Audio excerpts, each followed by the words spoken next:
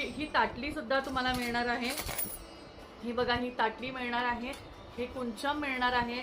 या कुंचम बरोबर तुम्हाला असं लाल रंगाचं वस्त्र, ही पूजा ठेवण्यासाठी, ही पूजा करण्यासाठी असं लाल रंगाचं गोल किंवा चौकोनी दोन्हीपैकी कोणत्याही एक साईजचं तुम्हाला वस्त्र मिळणार आहे।